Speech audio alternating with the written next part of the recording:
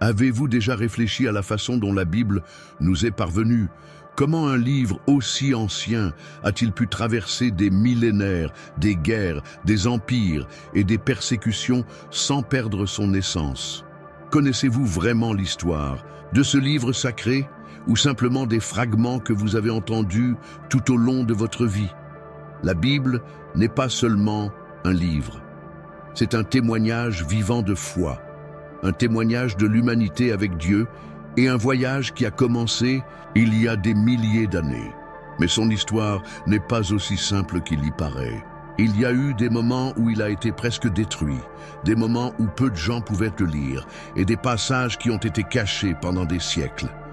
Beaucoup de gens connaissent les personnages et les vers les plus célèbres, mais peu connaissent les détails surprenants de la façon dont chaque page a été préservée, traduite et diffusée dans le monde entier.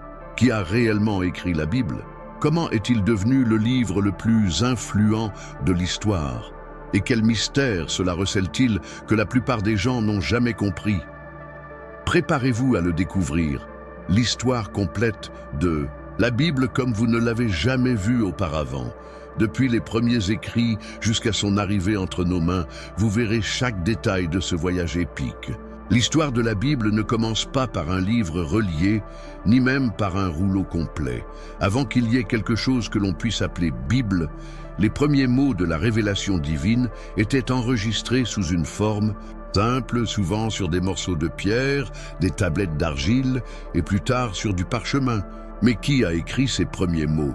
Comment ont-ils été conservés au fil du temps?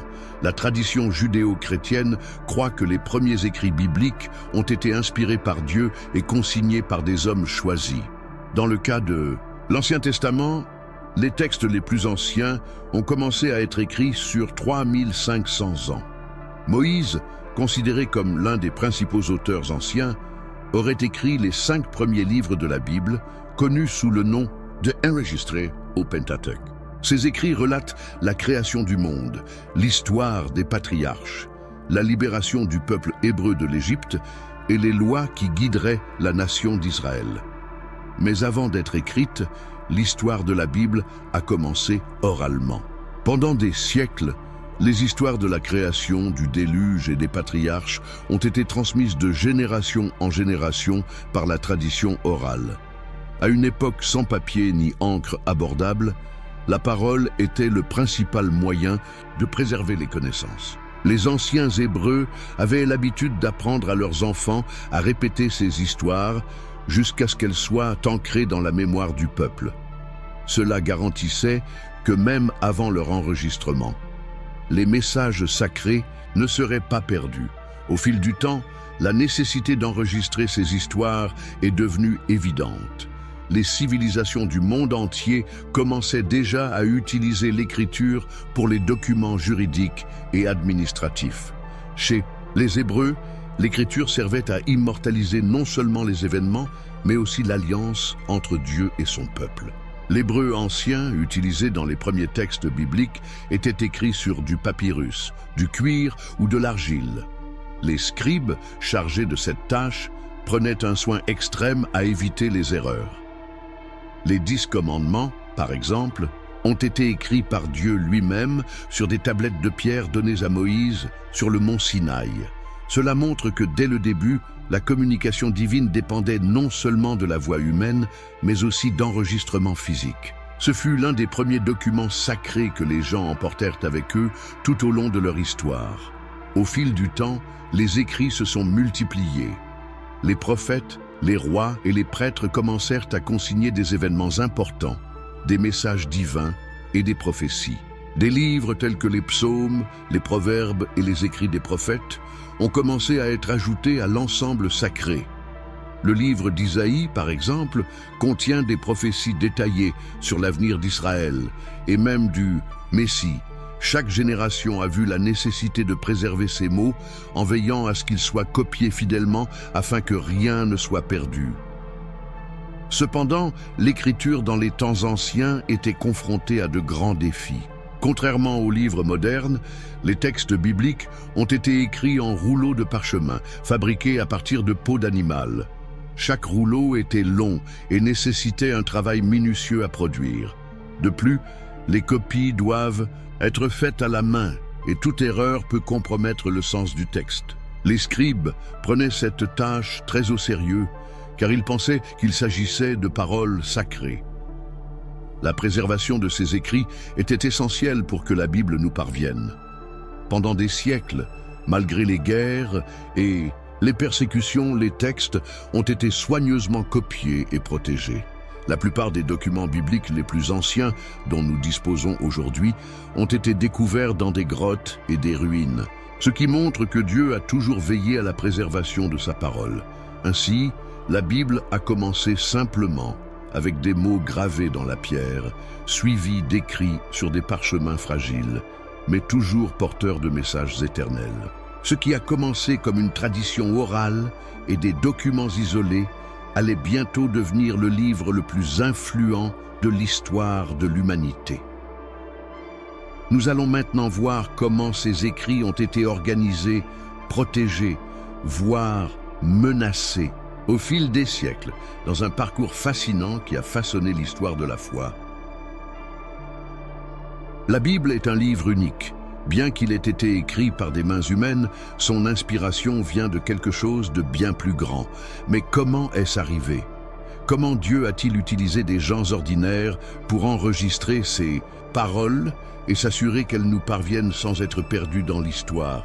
Dès les premiers récits bibliques, Dieu a choisi des personnes spécifiques pour écrire ces messages. Les écrivains de la Bible n'étaient pas des êtres surnaturels ou des figures mystiques, mais plutôt des hommes dotés de défauts, de sentiments et de défis. Malgré cela, ils étaient des instruments utilisés pour enregistrer la révélation divine. La Bible a été écrite sur plus de 1500 ans, pendant environ 40 auteurs différents, à des moments et des contextes différents. Ces auteurs venaient d'horizons divers. Moïse, dirigeant et législateur, a écrit les premiers livres de la Bible.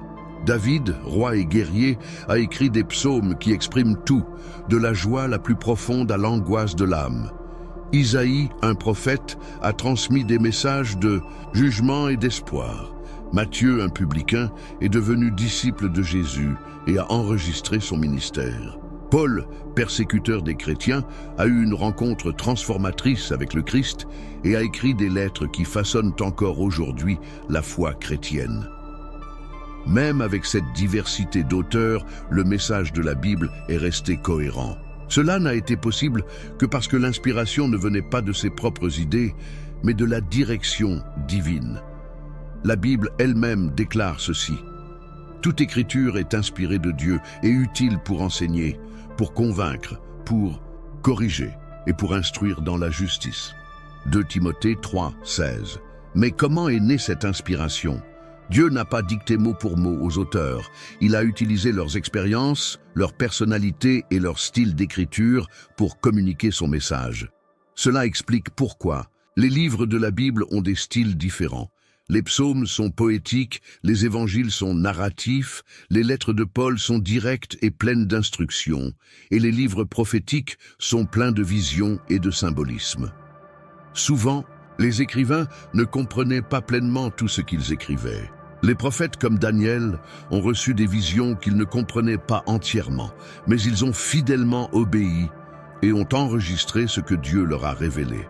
D'autres, comme Jean dans le livre de l'Apocalypse, furent amenés à voir l'avenir et à décrire des scènes qui dépassaient leur compréhension humaine.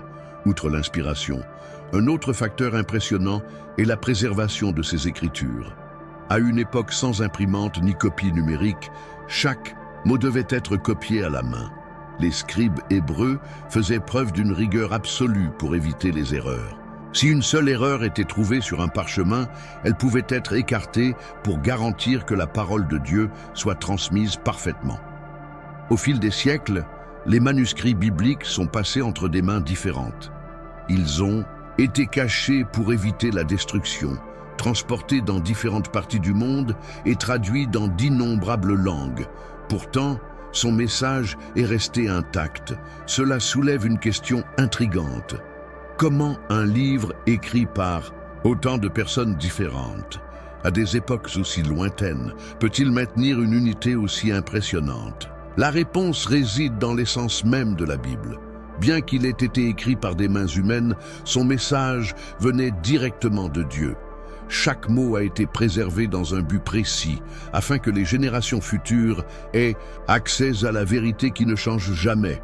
Nous allons maintenant voir comment les anciens rouleaux sacrés ont été protégés au fil des siècles, confrontés à la persécution et aux tentatives de destruction, mais toujours préservés dans un but divin. La Bible, avant de devenir un livre relié, était une collection de rouleaux sacrés méticuleusement écrits et conservés au fil des siècles. Ces rouleaux étaient faits de papyrus ou de parchemin et nécessitaient un travail minutieux pour être copiés sans erreur. Mais comment ces écrits ont-ils été protégés et parvenus jusqu'à nous, malgré les persécutions, les guerres et l'usure du temps? Dans les temps anciens, les Hébreux traitaient les textes sacrés avec un respect extrême. Les scribes étaient chargés de copier chaque mot avec une précision absolue. L'écriture se faisait avec du charbon ou de l'encre minérale, à l'aide d'un calamus, une sorte de plume artisanale. Chaque parchemin devait être révisé plusieurs fois, car toute erreur pouvait compromettre le message. Si un scribe remarquait une erreur grave, le rouleau entier était souvent jeté pour éviter toute corruption du texte sacré. Les rouleaux étaient conservés dans des endroits spécifiques, tels que des temples et des synagogues, protégés par des récipients en cuir ou en argile pour éviter toute détérioration. Le temple de Jérusalem était l'un des principaux lieux où les Écritures étaient préservées. Les prêtres et les Lévites étaient chargés de prendre soin de ces manuscrits, veillant à ce qu'ils soient transmis de génération en génération. Cependant, la préservation des Écritures se heurtait à de grands défis.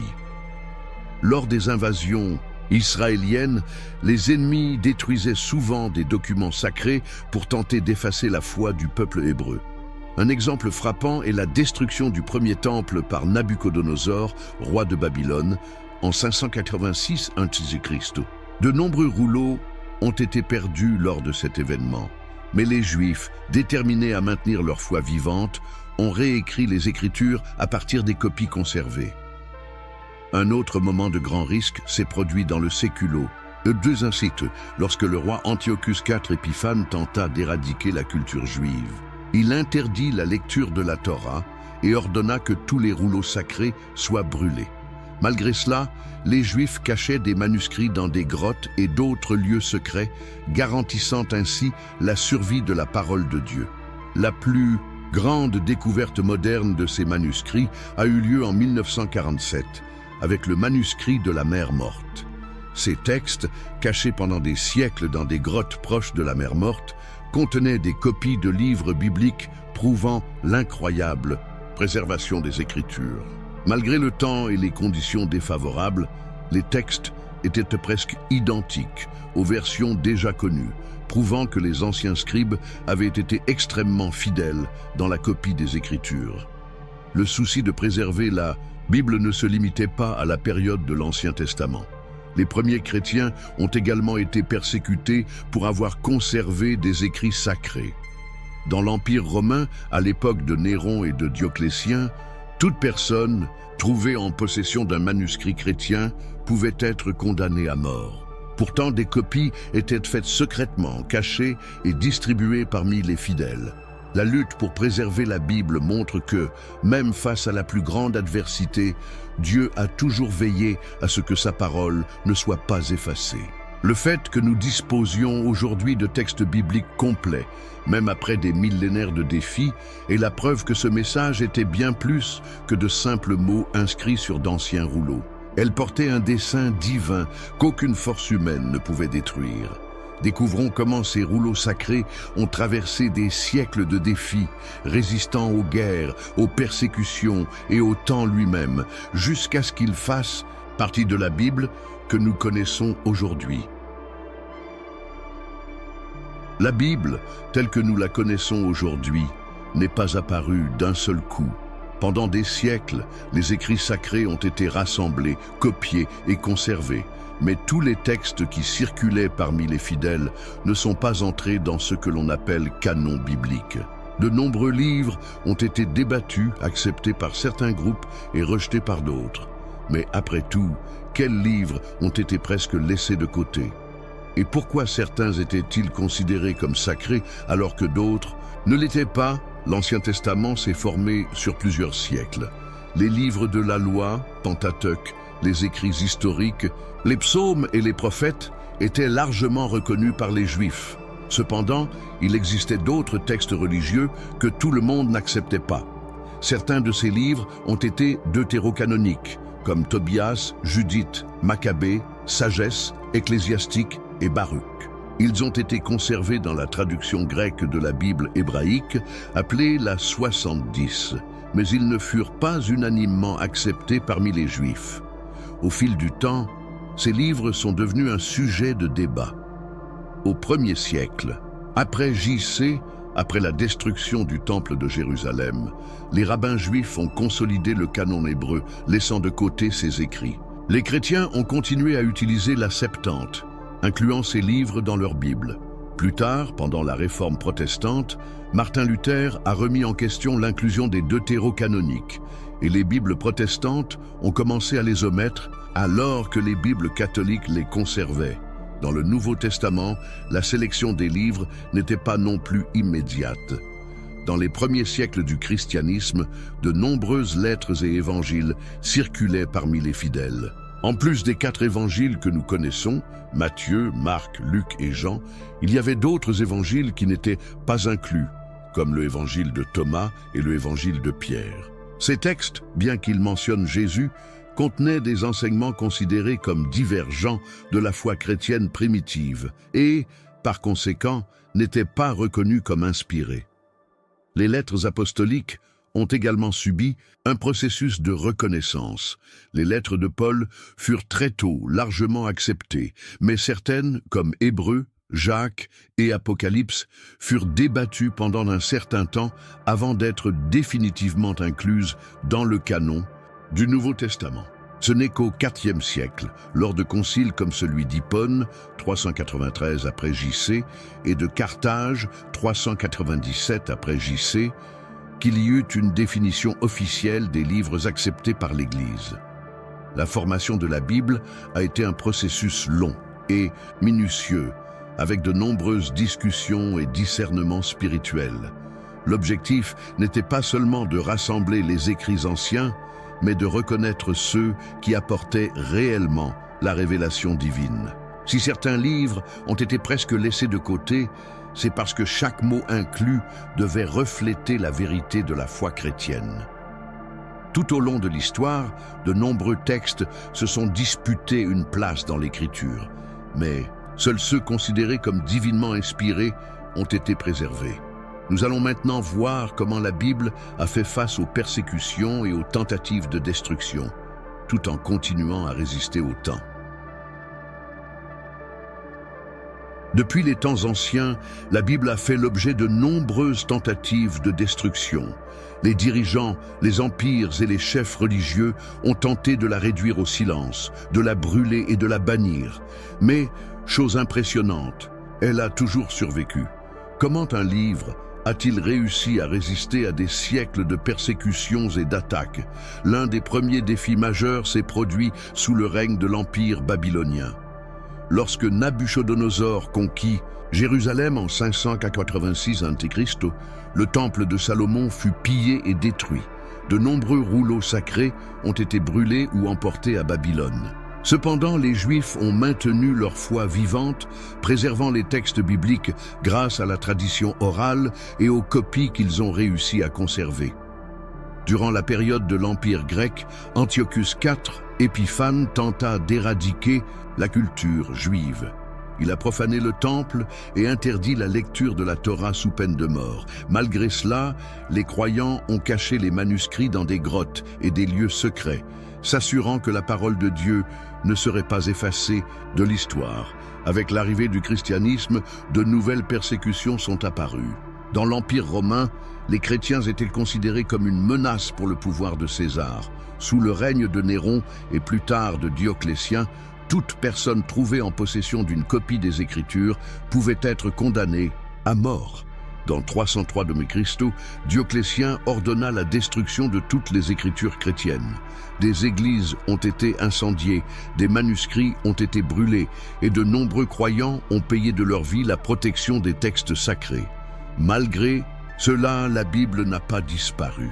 Des copies étaient réalisées secrètement et cachées par les communautés chrétiennes.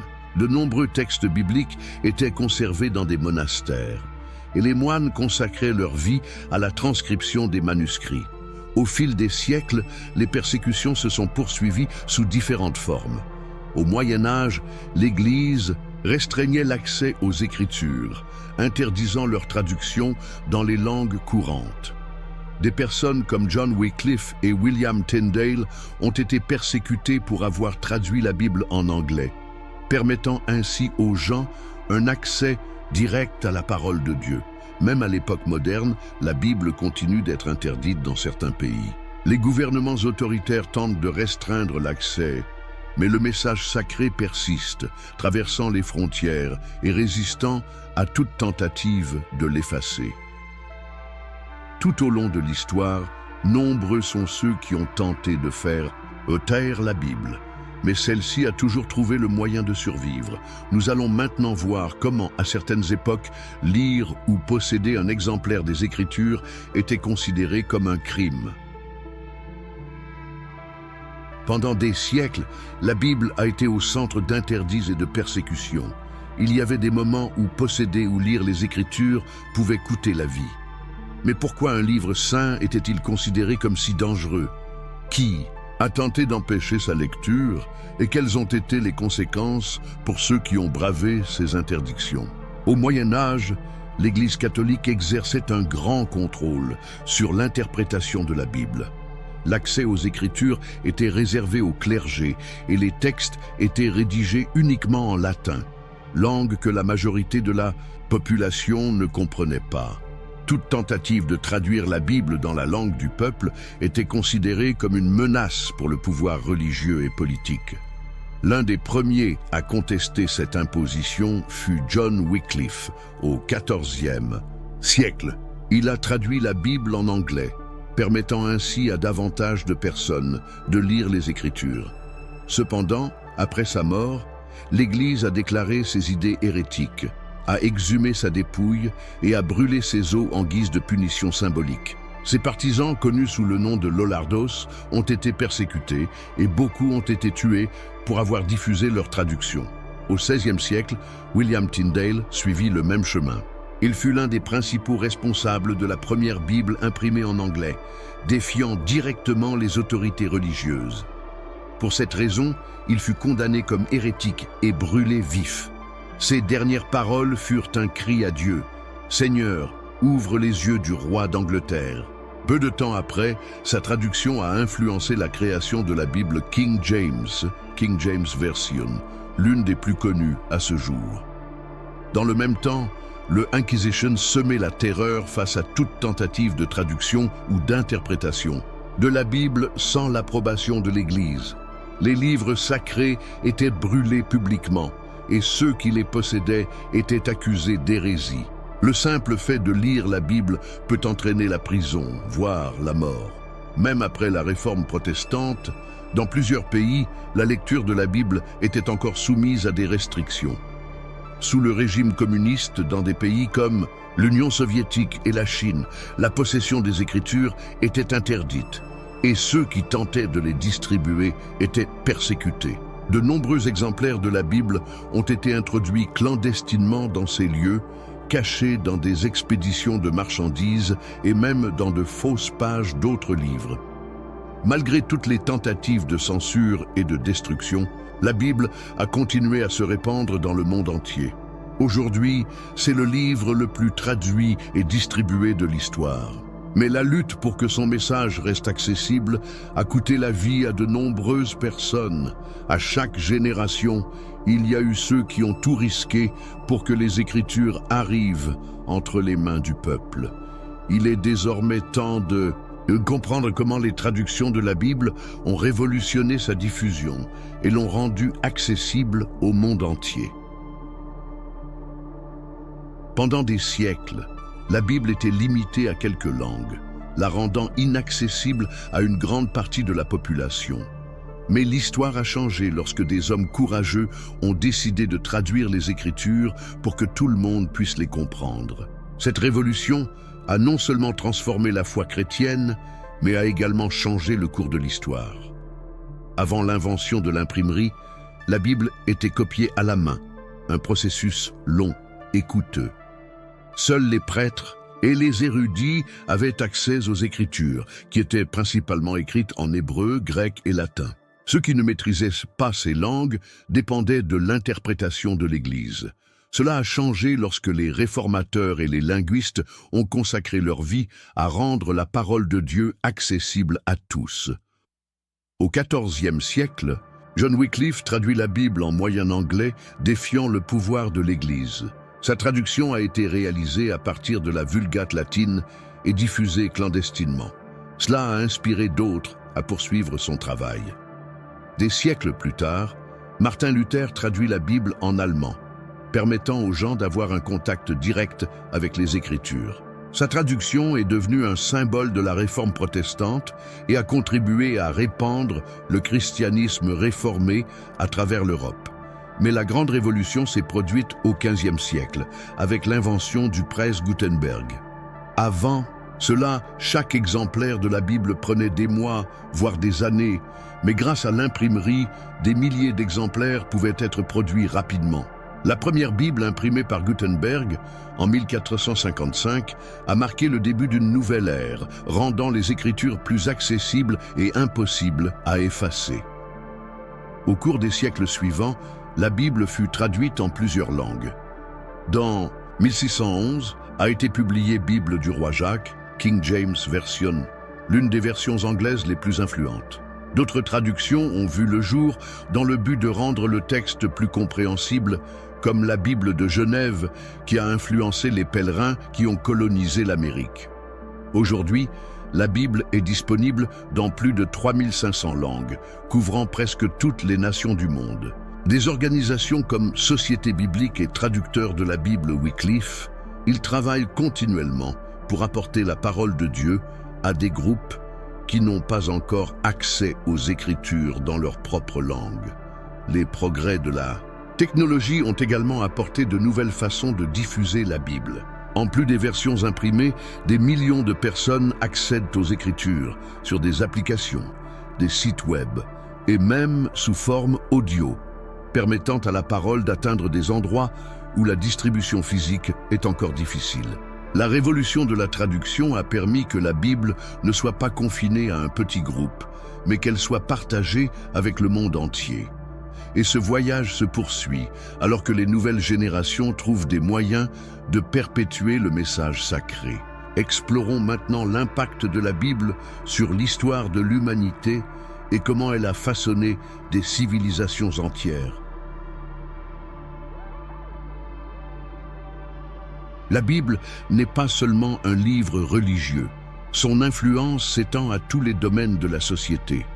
De l'art à la politique, de la culture aux droits de l'homme, les Écritures ont façonné les civilisations et continuent d'avoir un impact sur des milliards de personnes dans le monde. Mais comment un livre peut-il avoir autant de pouvoir? En politique, la Bible a influencé la création de lois et de constitutions.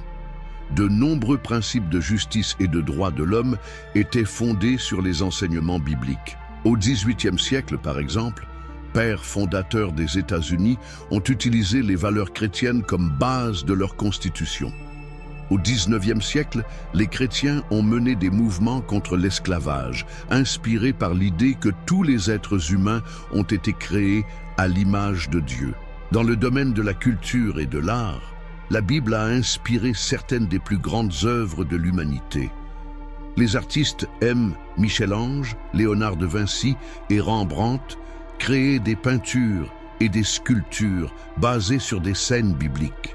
Les écrivains M. Dante Alighieri et John Milton ont utilisé les Écritures comme base pour leurs œuvres les plus célèbres. Même au cinéma et dans la musique, les récits bibliques continuent d'être adaptés et réinterprétés, atteignant ainsi les nouvelles générations. L'éducation était également fortement influencée par la Bible. Bon nombre des premières universités du monde, comme Oxford, Cambridge et Harvard, ont été fondées par des chrétiens et avaient la Bible comme référence centrale. De plus, l'alphabétisation a été encouragée dans de nombreuses régions du monde, afin que les gens puissent lire les Écritures par eux-mêmes. Dans le domaine scientifique, la Bible a influencé de grands penseurs. De nombreux scientifiques pionniers, comme Isaac Newton et Johannes Kepler, considéraient leurs recherches comme un moyen de mieux comprendre la création de Dieu. Malgré le conflit entre science et religion à certaines époques de l'histoire, d'innombrables scientifiques chrétiens ont utilisé leur foi comme motivation pour explorer l'univers. De plus, la Bible a été un refuge pour des millions de personnes en temps de guerre, de persécution et de souffrance. Pendant la Seconde Guerre mondiale, les prisonniers emportaient de petits exemplaires des Écritures cachées, cherchant réconfort et espoir au milieu du chaos. À l'époque moderne, la Bible reste un fondement pour les personnes confrontées à des crises et à des défis partout dans le monde. Peu de livres ont traversé autant d'époques et influencé autant d'aspects de la vie humaine. La Bible a non seulement façonné le passé, mais elle continue de transformer le présent. Nous allons maintenant examiner certaines des histoires et des mystères les moins connus que cache ce livre sacré, révélant des faits surprenants sur sa trajectoire. La Bible est l'un des livres les plus étudiés de l'histoire, mais elle cache encore des mystères et des curiosités que beaucoup ignorent.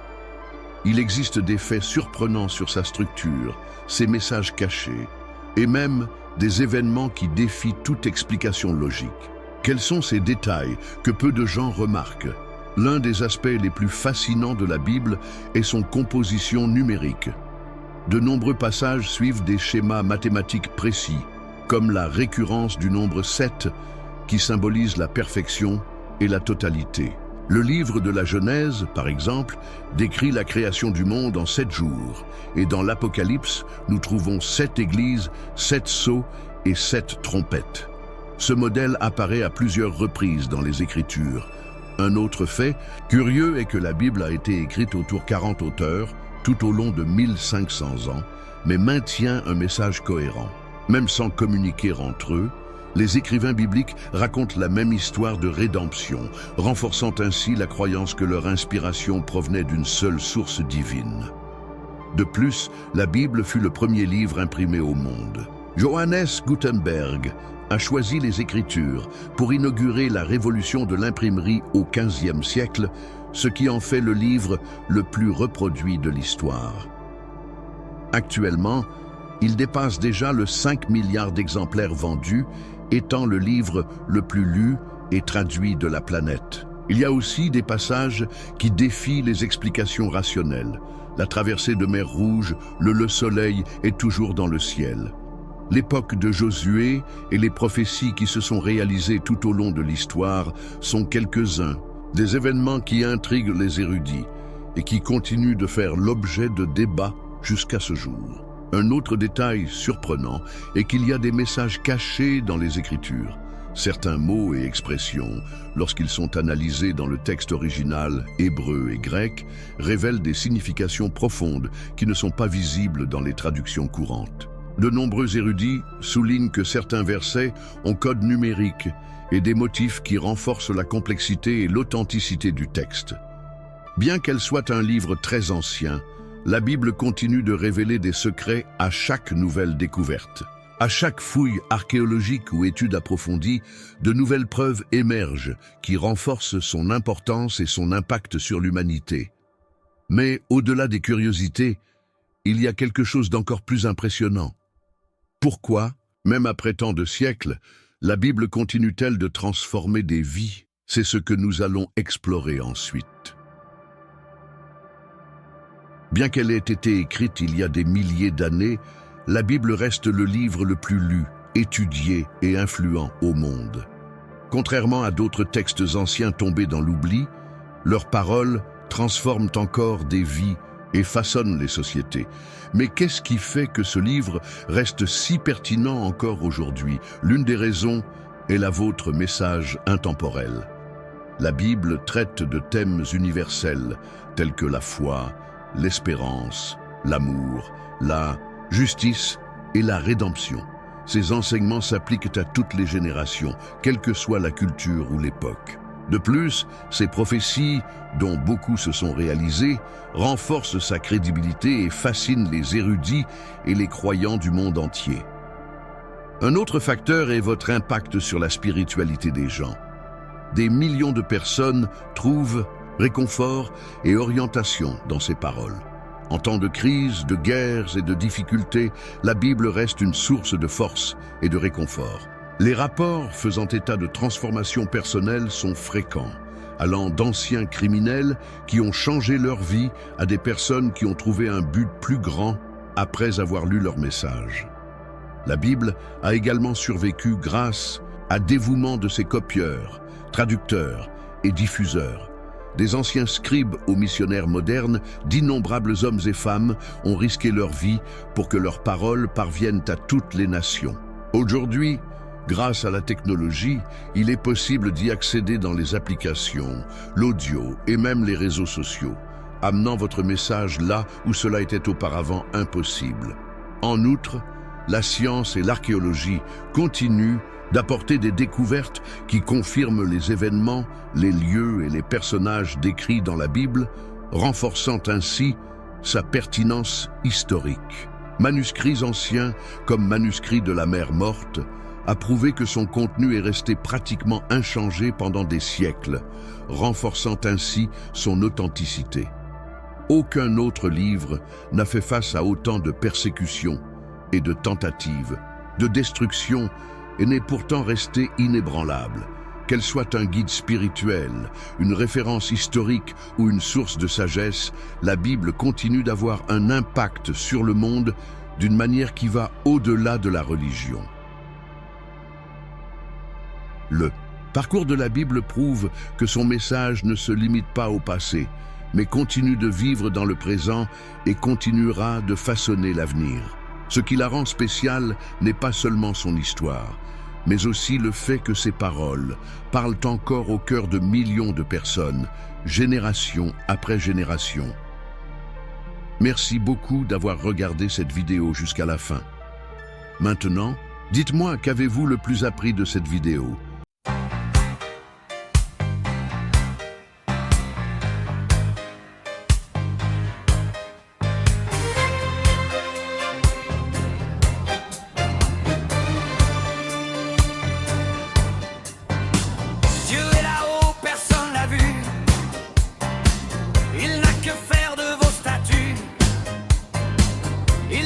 Toutes les religions, leurs adeptes sont des cons.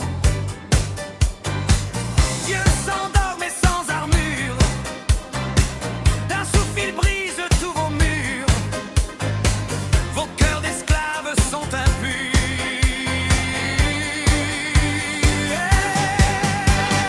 Dieu est laïque et sans drapeau, pas de Bible, pas de troupeau.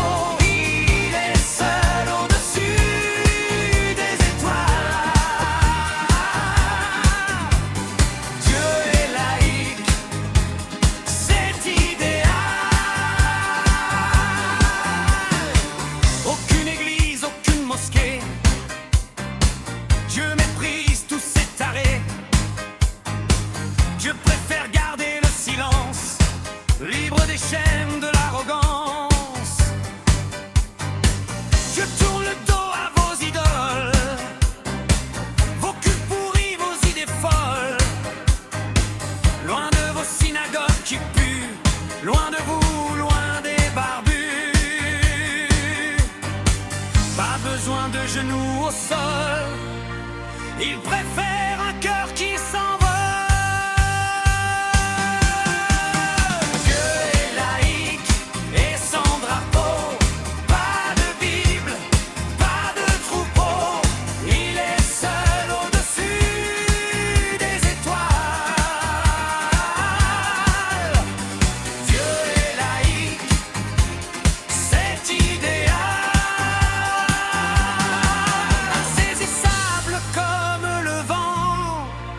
Dieu est libre, indépendant. Les religieux tomberont dans l'oubli pour toujours plonger dans la nuit.